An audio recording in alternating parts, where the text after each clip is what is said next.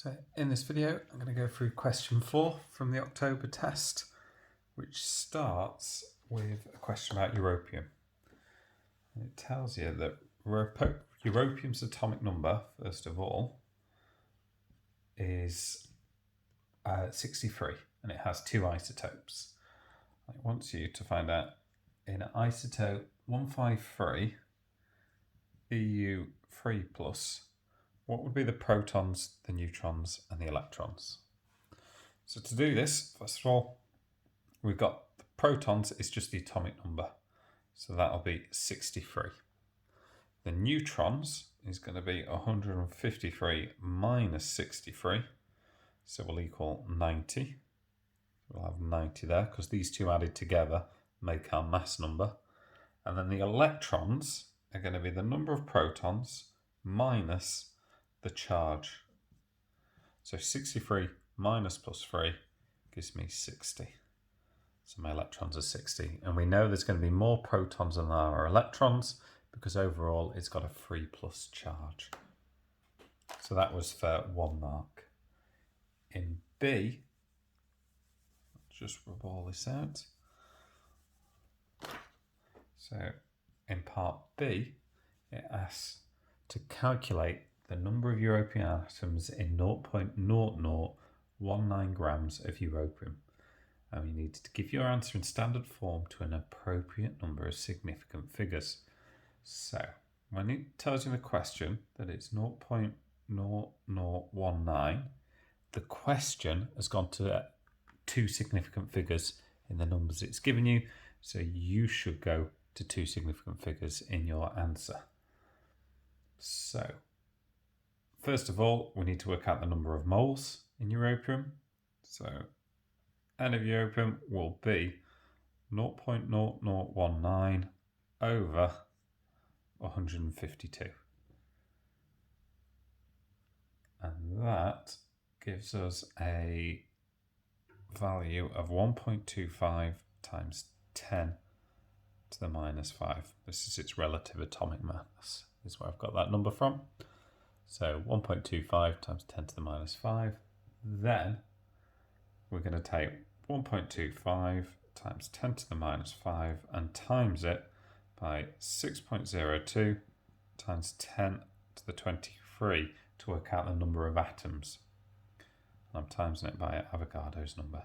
So we get off that 7.5 times 10 to the 18. So I've only gone to two significant figures here. I've rounded up to get just two significant figures, and that is the appropriate number of significant figures, and I've got it in standard form.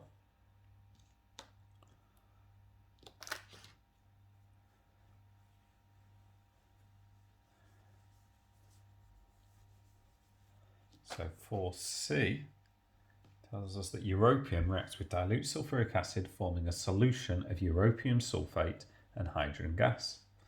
A chemist reacts 0.608 grams of europium with an excess of H2SO4 and collects 140 centimeters cubed of hydrogen gas. Analyse the chemist's results to write the overall equation for the reaction between europium and sulfuric acid. So we're going to have europium plus sulfuric acid, H2SO4, goes to, tells us it's europium sulfate,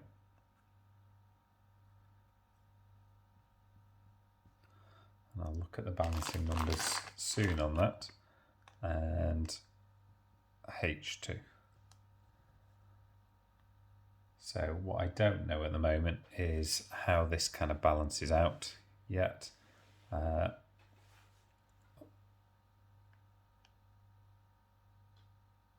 Although I do, sorry. I've got, in the first part, it's told me that it forms a 3 plus ion. So we've got europium 3 plus up there. So we would have EU2 gives us a total of 6 positives to 3 sulfates, because sulfate's 2 minus. So I've got europium sulfate and H2. What I don't know is the stoichiometry and how that balances out. But we do know our mass of europium is 0.608. Then excess of H2SO4, so that just means we're going to add more than enough sulfuric acid to react all the europium atoms. And it's going to produce a volume of 144 centimeters cubed of H2. So regardless of if you've got no idea how to set this out, if you haven't set this out, what we've got here, what we can do is work out the number of moles of two different things. And if you just did that, you'd get a couple of marks in this. Well, maybe not a couple of marks, but at least 1 mark for that. So first of all, we can work out the number of moles of H2. So N up here, and N of hydrogen is going to be 144 divided by 24,000. So gases in any gas will take up 1 mole will take up 24,000 centimeters cubed. So 44 centimeters cubed must be 6 times 10 to the minus 3 moles, or 0.006 moles. Then we can work out N of the europium. So we've got 0.608 over 152, its relative atomic mass, and that is going to give us 4 times 10 to the minus 3 moles, or 0.004. So the ratio of our EU to H2 is going to be 2 to 3. For every 2 of these, we get 3 of these. So in our equation, we can then see that I can put in that for every 2 europiums, we're going to get 3 hydrogen gases, and then we can just get it to balance from here. So if it's for every 2 europiums, we've got 3 H2s, we've got 2 EU, 2 EU, so that balances.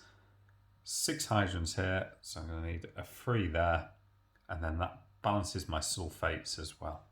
So I've got 3 sulfates here, 3 sulfates there, and everything balances then, and that's my equation.